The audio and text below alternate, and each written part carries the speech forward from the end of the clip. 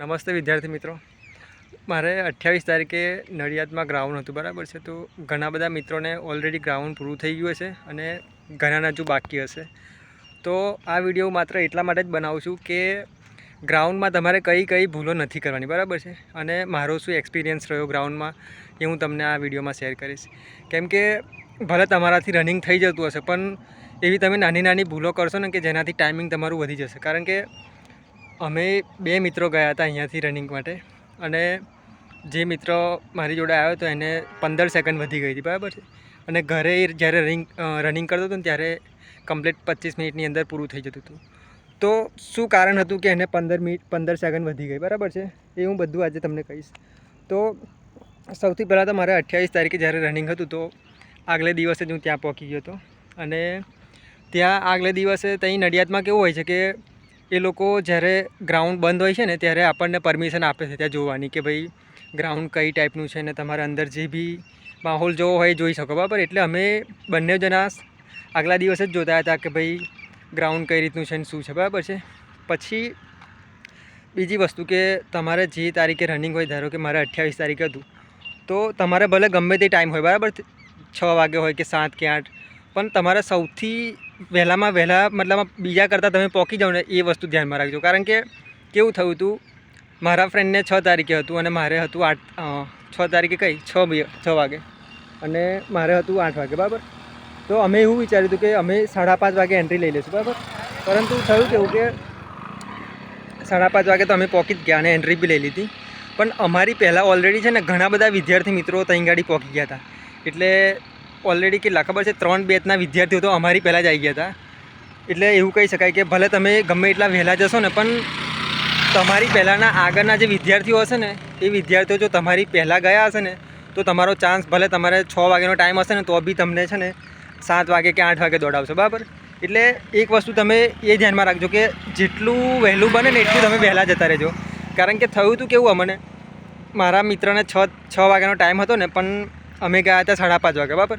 એટલે અમને તો એવું લાગતું હતું કે અમે વહેલા જ ગયા છીએ.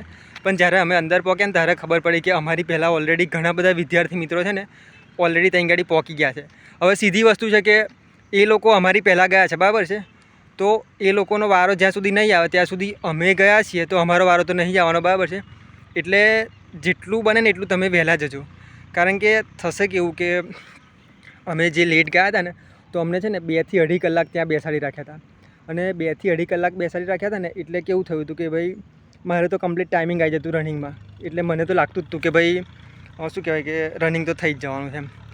અને રનિંગ નો ડાઉટ કે થઈ ગયું છે મારે, પણ કેવું થયું હતું કે 3જા કે 4થા રાઉન્ડમાં છે ને મને પેટમાં બહુ જ દુખાવાનું ચાલુ થઈ ગયું હતું. અને 3જા કે 4થા રાઉન્ડમાં જ મને એવું લાગ્યું કે ભાઈ મારાથી રનિંગ નહીં થાય એમ, હું ફેલ જ છું રનિંગ તેમ.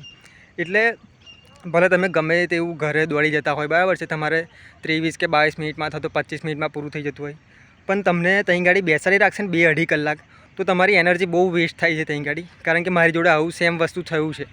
એટલે જેટલું વહેલું બને એટલે તમે વહેલા જતા રહેજો. કારણ કે તમે વહેલા જશો ને તો તમારો નંબર વહેલો આવી જશે અને વહેલા દોડાઈ દેશે તો સીધી વસ્તુ છે કે તમે ઓછા ટાઈમિંગમાં પૂરું કરી દેશો, બરાબર છે. એટલે આ વસ્તુ એક હું તમને કહેવાનો હતો કે ભાઈ જેમ બને ને એમ તમારે ગ્રાઉન્ડમાં છે ને બહુ જ વહેલા, એટલે હું તો કહું છું ને 2 વાગે, 2:30 વાગે અથવા તો 3 વાગે તમે જશો ને તો સૌથી બેસ્ટમાં બેસ્ટ. કારણ કે તમારો ટાઈમ ભલે ગમે તે હશે, બરાબર છે, 8 વાગે કે 7 વાગે, તમે વહેલા જશો તો વહેલા દોડાઈ દેશે. પછી બીજા ગ્રાઉન્ડનું તો મને ખબર નહીં, પણ હું સ્પેશિયલી નડિયાદની વાત કરું છું, બરાબર છે. પછી બીજી વસ્તુ કે ઘણા બધા મિત્રો છે ને ભૂખ્યા પેટે દોડતા હોય, બરાબર. કારણ કે ઘરે પ્રેક્ટિસ એમને કઈ રીતના કરી હોય. હવે હું મારી વાત કરું કે હું છે ને અહીંયા આ કેનાલ છે ને ત્યાં જ પ્રેક્ટિસ કરતો હતો આ ટ્રેક પર. અને પછી થોડા દિવસ બાકી હતા એટલે ત્યાં એક ગામ છે, ત્યાં ગાડી 400-450 મીટરનો ટ્રેક છે, ત્યાં અમે દોડતા હતા. એટલે મેં કઈ રીતના પ્રેક્ટિસ કરી હતી કે ભાઈ આપણે સવારે ઉઠીને આવીએ એટલે 10-1 મિનિટ ખાલી શું કહેવાય આવવા જવામાં થાય અને પછી તરત જ દોડી કાઢીએ, બરાબર. એટલે એ ટાઈમે સવારમાં કશું ખાધેલું ના હોય છતાંય આપણે દોડી કાઢીએ, બરાબર. કારણ કે વચ્ચે એટલો બધો ગેપ ના હોય, આપણે જાગીએ અને રનિંગ કરીએ એની વચ્ચે ઓછામાં ઓછી ખાલી 10 થી 15 મિનિટનો ગેપ હોય, બરાબર છે.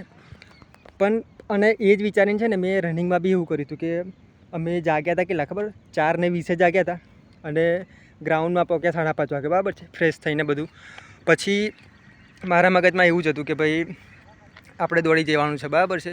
ભૂખ્યા પેટે તો વાંધો નહીં, કારણ કે ગઈ વખત મેં રનિંગ આપ્યું હતું ને એમાં બી મેં એવું કર્યું હતું કે ભૂખ્યા પેટે જ હું દોડ્યો હતો.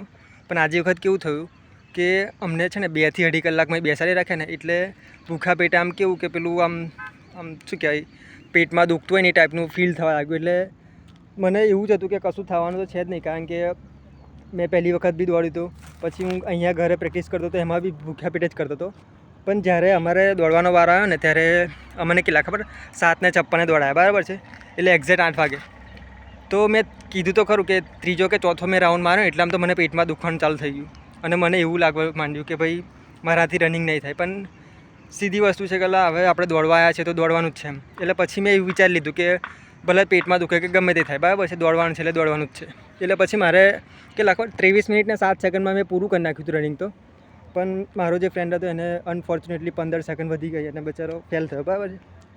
એટલે આ તમને હું સૂચના આપું છું કે છે ને જેટલું બને એટલું તમે વહેલા રનિંગ કરવા જતા રહેજો, બરાબર છે, ગ્રાઉન્ડમાં સૌથી વહેલામાં વહેલા. એટલે હું તો કહું છે ને 2:30 વાગે 3 વાગે તમે પહોંચી જ જજો, બરાબર છે. એક દિવસ તમે શું કહેવાય રિસ્ક એવું લઈ લેજો કે ભાઈ થોડુંક ઊંઘવાનું ઓછું રાખજો, પણ રનિંગમાં ગ્રાઉન્ડમાં વહેલા જતા રહેજો. પછી બીજી વસ્તુ કે તમને એવું લાગે ને કે તમે લેટ પહોંચવાના છો, બરાબર છે, અથવા તો ગ્રાઉન્ડમાં એન્ટ્રી તમારી લેટ થવાની છે એવું તમને ફીલ થાય ને, તો તમે ભૂખ્યા પેટે ના દોડતા, બરાબર. એટલે કે ગ્રાઉન્ડમાં જાઓ ને એની પહેલાં કંઈક ખાઈ લેજો. બાકી છે ને થશે કે એવું કે ત્યાં ભૂખ્યા પેટે તમને છે ને ઓછામાં ઓછી 2 થી 2.5 કલાક બેસાડી રાખશે, બરાબર છે. હવે એટલો સમય તમે સતત બેસી રહેશો ને એટલે પેટ તમારું કેવું કે ભૂખ્યા પેટે તમને દોડાય નહીં એ ટાઈપનો પ્રોબ્લેમ થશે, બરાબર, જે રીતના મારી જોડે થયું ને એ રીતના. એટલે એ વસ્તુ બી ધ્યાનમાં રાખજો કે ભાઈ ભૂખ્યા પેટે ના દોડતા, બરાબર. કારણ કે તમારે અહીંયા ઘરે રનિંગ થઈ જતું હશે ને તો બી તમે કદાચ ભૂખ્યા પેટે દોડશો ને પેટમાં દુખાવાનું ચાલુ થશે તો એ હિસાબે કદાચ તમે ફેલ થવાના ચાન્સ રહેશે, બરાબર છે.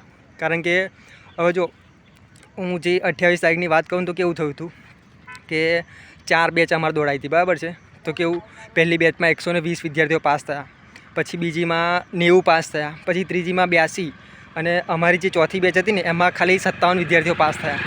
તો એનો સીધો મતલબ છે કે જેમ જેમ દિવસ ઉગી જાય ને મતલબમાં એમ પાસ થવાનો રેશિયો બહુ ઘટી જાય છે, બરાબર છે. તમે જોયું કે પહેલી બેચમાં 120 વિદ્યાર્થીઓ પાસ થયા, પછીમાં 90, પછી 82 ને 57.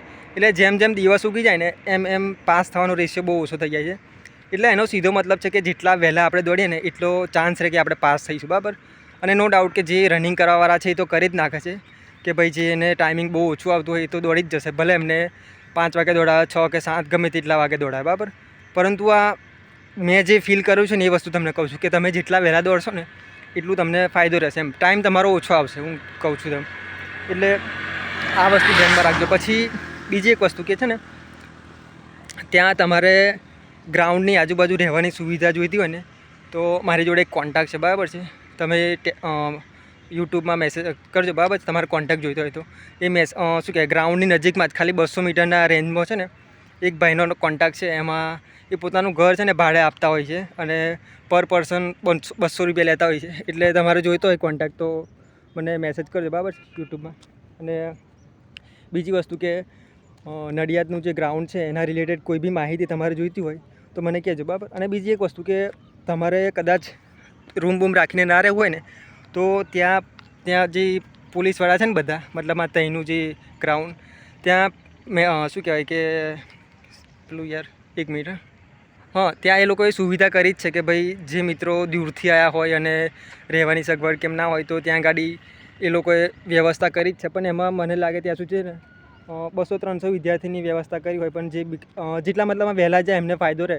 પણ જેને પર્સનલી અલગ રૂમ રાખ્યું હોય ને એવું હોય તો એ નજીકમાં ઘણા બધાના ઘર છે, એ લોકો છે ને પોતાની રૂમ ને ઘર ભાડે આપતા હોય છે, પણ એ 200 રૂપિયા લે, 300 રૂપિયા લે એ રીતના એમ. એટલે તમારે એ જોઈતું હોય તો મને મેસેજ કરજો, હું નંબર આપી દઈશ તમને. અને આજે મેં તમને જેટલી માહિતી આપી ને એ ધ્યાનમાં રાખજો, કારણ કે છે ને ભલે તમે ઘરે ગમે એટલી મહેનત કરી હશે ને પણ થોડી ઘણી બી તમારે ભૂલ થઈ જશે ને તો તમે આખું મતલબ આ રનિંગ ફેલ થશો. અને તમને ખબર જ છે કે આ ભરતી એક શું કહેવાય તરત ને તરત બીજી ભરતી આવી ગઈ છે, બરાબર છે. એટલે હવે જે પોલીસની ભરતી આવશે ને એ મારા ખ્યાલથી 3 થી 4 વર્ષ નીકળી જશે. એટલે તમારી કદાચ એક ભૂલ છે ને 3 થી 4 વર્ષનો ટાઈમ વધારી દેશે, બરાબર, તમારી નવી પોલીસની ભરતી માટે. એટલે આટલી જે ભૂલો મેં કીધી મતલબ આ જે ના કરવાનું વસ્તુ છે એ તમે ના કરતા અને મેં કીધું એ રીતના ફોલો કરશો ને તો 100% તમને ટાઈમિંગમાં મતલબમાં ઘટાડો જોવા મળશે 100%, કારણ કે મેં અનુભવ કર્યો છે, બરાબર છે. અને બીજી વસ્તુ કે હવે મારે ગ્રાઉન્ડ તો થઈ ગયું છે પાસ. હવે લેખિતની તૈયારી ચાલુ જ છે. કાલથી જ મેં ચાલુ કરી દીધું અને નો ડાઉટ કે મેં ઘણા સમયથી ચાલુ જ હતી, પણ કાલથી એકદમ પ્રોપર ચાલુ કરી નાખ્યું. અને જે મિત્રોને પીએસઆઈ અથવા તો કોન્સ્ટેબલ રિલેટેડ કોઈ બી માહિતી જોઈતી હોય તો મારું પોતાનું ટેલિગ્રામ ગ્રુપ છે, એની હું લિંક આમાં નાખી દઈશ આ વિડીયો નીચે. બરાબર, તમારે જોડાવું હોય તો જોડાઈ જજો, કારણ કે એમાં ઘણા બધા મિત્રો જોડાયેલા છે અને બધી કોઈ બી અપડેટ હોય કે કોઈ બી માહિતી કે કોઈ બી પ્રશ્ન હોય એમાં ચર્ચા થાય છે, બધું ડિસ્કશન કરે છે. બરાબર છે, તો એમાં જોડાઈ જજો તમારી ઈચ્છા હોય તો. એ જ્યારે ગઈ ભરતી હતી ને એ વખતે આપણે ગ્રુપ નેમ બનાવ્યું હતું. બરાબર છે, અને કોઈ બી માહિતી કે કોઈ અપડેટ હોય તો હું વિડીયોના માધ્યમથી આપું છું, એટલે તમારે જોડાવું હોય તો જોડાઈ જજો. તો આજે આટલું જ રાખીએ, અને નડિયાદ જે ગ્રાઉન્ડ છે એના રિલેટેડ કોઈ બી પ્રશ્ન હોય તો તમે મને કોમેન્ટમાં પૂછજો. બરાબર છે, એનો જવાબ મારી પાસે હશે તો હું ચોક્કસ આપીશ. ધન્યવાદ મિત્રો, બાય.